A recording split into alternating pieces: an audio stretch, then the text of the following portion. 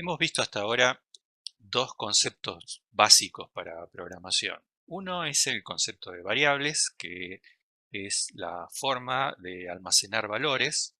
Las variables representan valores almacenados en memoria. En nuestro caso vimos varios tipos. Vimos tipos numéricos, tanto enteros, reales, complejos. Vimos cadenas de texto, los llamados strings. Vimos variables lógicas y también vimos tipos compuestos, como en realidad vimos un tipo compuesto hasta ahora, que es la lista. Otro concepto básico para la programación que vimos son los condicionales, que son las estructuras llamadas if, elif, else, que permiten hacer toma de decisión basada en la comparación de valores. Y esa toma de decisión lleva a que se ejecute o no una determinada parte de un programa. Nosotros vimos algunos ejemplos, particularmente uno que tomaba la decisión de imprimir si una persona puede votar, puede optar por votar o directamente no puede votar, de acuerdo a la comparación de el ingreso de un valor con edades prefijadas, que son las que representan lo que admite la ley respecto de las votaciones. Ahora vamos a ver otro concepto importante, un tercer concepto importante, básico para poder programar, que es el de iteración, el de generar lazos de repetición sobre una determinada parte de un programa. En Python vamos a ver particularmente dos tipos de iteración. Uno que es un tipo de iteración sobre listas, listas predeterminadas, como las que acabamos de ver previamente, y otro tipo de iteración que está basada en la comparación de valores lógicos, como hacíamos con la estructura if previamente. Para la lista, generamos una lista como esta lista de 4 nombres, L, y la estructura que nos va a permitir iterar sobre la lista es la estructura for, que comienza con la palabra for, con el comando for. Posteriormente al comando for, lo que hay que poner es una variable que vaya tomando uno a uno los elementos de la lista. En este caso le vamos a llamar a la variable nombre. Podría haber sido la letra N también, si queremos. Después viene también otra palabra clave, in, y posteriormente el nombre de la lista y finalmente los dos puntos. O sea que aquí la sentencia está formada por la palabra clave for, una variable donde vamos a ir tomando uno a uno los elementos de la lista, después la palabra clave in y después el nombre de la lista. Cuando damos enter, vemos que vuelven a aparecer los dos puntos. Acá tenemos que tabular para que las sentencias que vamos poniendo posteriormente estén dentro de ese lazo, se ejecuten dentro del lazo for. Ahora simplemente lo que vamos a hacer es imprimir el valor de L, perdón, el valor de nombre.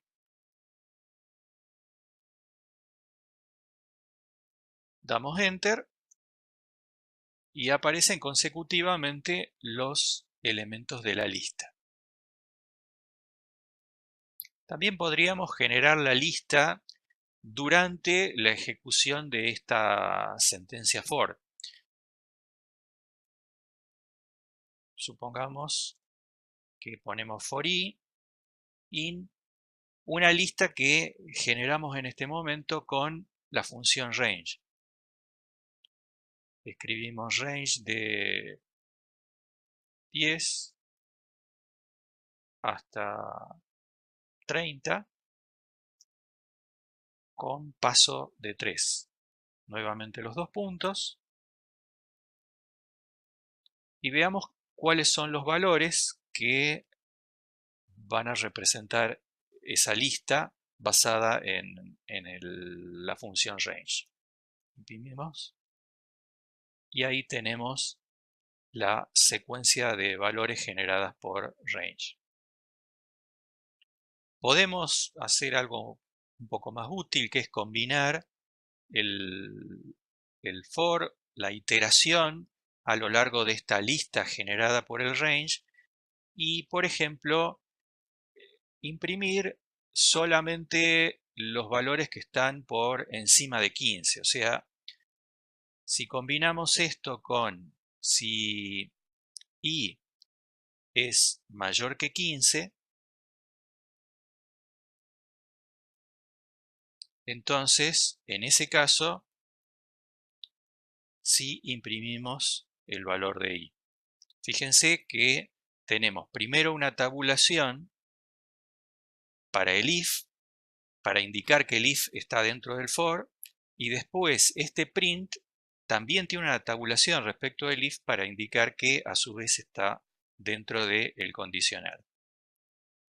Ejecutamos y vemos que solamente imprime los valores que son mayores que 15 indicados dentro de la lista range. Ahora vamos a hacer algo parecido, pero lo vamos a hacer con una operación que no habíamos visto anteriormente, que es la operación módulo. La operación módulo se hace con el signo por ciento,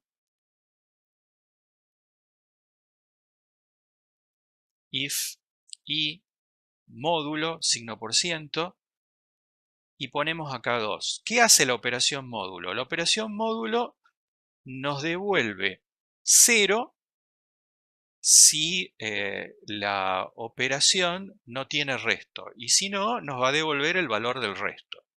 Entonces, si nosotros comparamos i módulo 2 con 0, lo que estamos diciendo es si es que ese número, el número i, es par.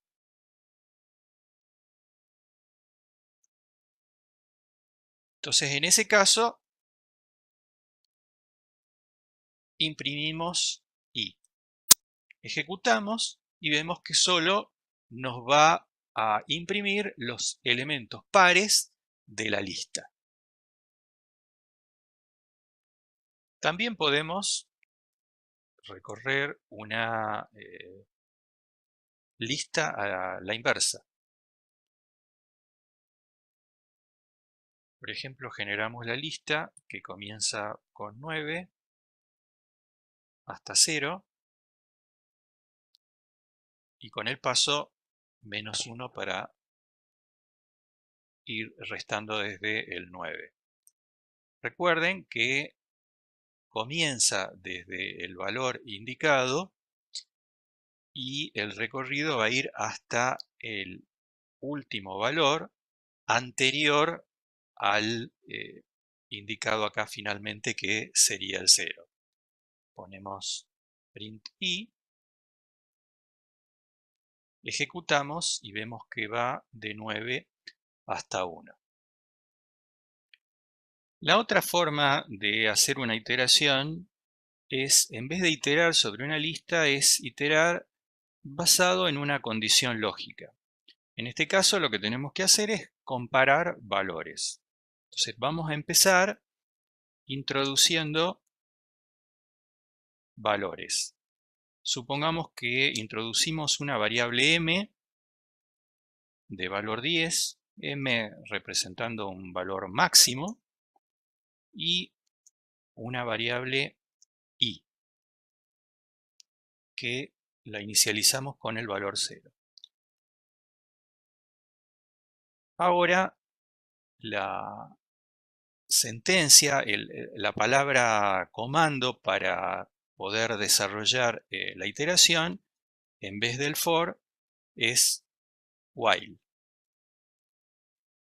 Y ahí comparamos los valores. While i sea menor o igual que m. O sea, si hacer la iteración mientras i tome un valor menor o igual que ese m que pusimos nosotros como máximo. Acá los dos puntos tenemos que tabular para indicar que las sentencias posteriores son parte del while, van a ser recorridas a través de este while, e imprimimos el valor de i. Ahora, con eso solo no podemos hacer nada porque i es igual a 0, m es igual a 10, y si nosotros imprimimos el valor de i sin hacer nada más, lo que va a hacer es eternamente imprimir 0, porque i va a ser siempre menor que m. Entonces lo que tenemos que ir haciendo es ir alterando el valor de i. Por ejemplo, podemos escribir de que i es igual a i más 3. O sea que en cada iteración se va a ir sumando 3 al valor de i. Hacemos i más 3 y reasignamos ese nuevo valor a i. Ejecutamos y los valores de i van a ser 0, 3, 6 y 9. Empecemos ahora a ver algunos ejemplos que nos pueden ayudar a ver cómo sacar provecho de las iteraciones. Por ejemplo, supongamos que queremos calcular el factorial de i. Queremos recorrer los valores que va tomando i desde ese valor inicial 0 que pusimos hasta ese máximo de 10 y queremos ver cuáles son los valores que toma el factorial de i a medida que va creciendo. Entonces pongamos while i sea menor o igual que m, o sea, el recorrido va a ser hasta que tome finalmente el valor de m. Y primero vamos a preguntar que si i es igual a 0 o i es igual a 1, ¿qué va a pasar? El valor del factorial, f, va a tomar el valor de factorial, va a ser igual a 1. Pero, y acá ponemos el else, cualquier otro valor que tome i, el valor del factorial va a estar dado por i por f. Fíjense que va a ir recorriendo los valores de i y en f lo que vamos a hacer es ir acumulando el producto del valor actual de i por el ya acumulado previamente en f. Ahora vamos a explicar cómo funciona esto. Primero vamos a ver, subsanar, o por lo menos les voy a mostrar un error que estamos cometiendo acá. Pero el siguiente paso va a ser imprimir para poder ver cuál es el valor de f que tomó. Y finalmente tenemos que incrementar el valor de i porque si no siempre va a ir tomando el mismo valor y no es lo que queremos. No va a salir nunca del lazo.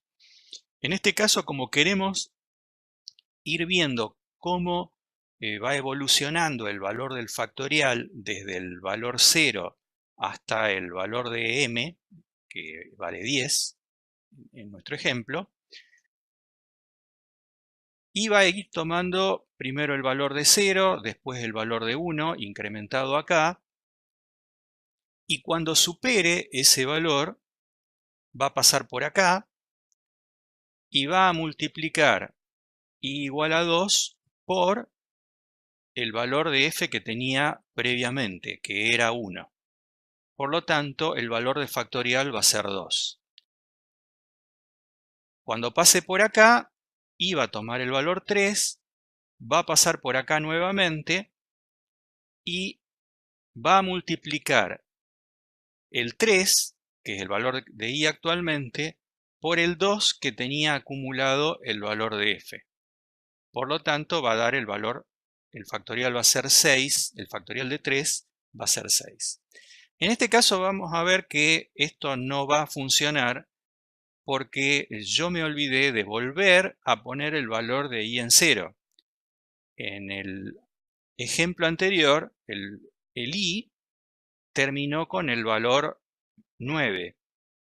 Por lo tanto, este factorial no va a funcionar porque i ya llegó en la última iteración a un valor mayor que m inclusive.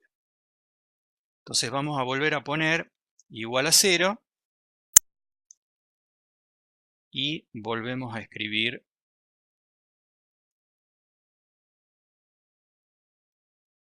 nuestro factorial.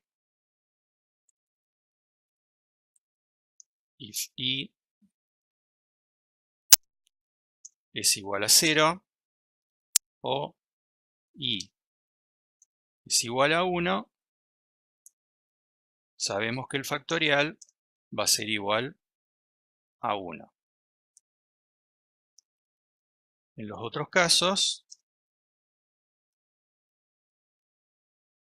f va a ser igual a i por el valor del factorial previo. Imprimimos el valor de f, queremos ver la lista de los factoriales que va creando, e incrementamos el valor de i antes que vuelva a pasar por el while. Ejecutamos y vemos que tenemos los valores de los factoriales. A esto mismo lo podemos hacer con el for también. No es exclusivo del while poder hacer un factorial o este tipo de cálculos.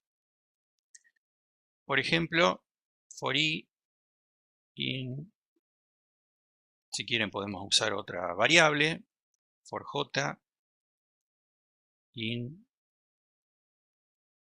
range 0,10 para hacer el mismo, los dos puntos, y acá es exactamente lo mismo. Si j es igual a 0 o j es igual a 1, el factorial va a ser igual a 1. De otra manera, el factorial va a ser igual a j por el valor acumulado de f. Finalmente, imprimimos el valor del factorial de sj en ese momento y posteriormente, para el próximo, incrementamos el valor de j.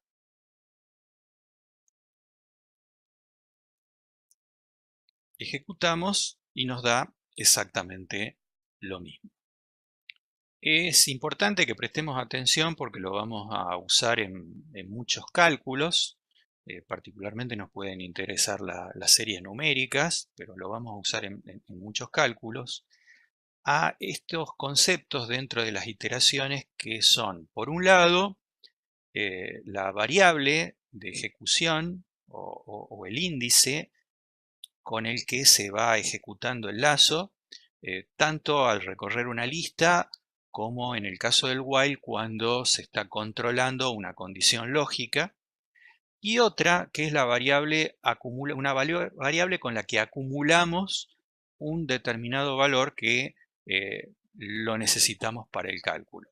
Estos dos conceptos dentro de una iteración vamos a ver que se reiteran a lo largo de muchos ejemplos.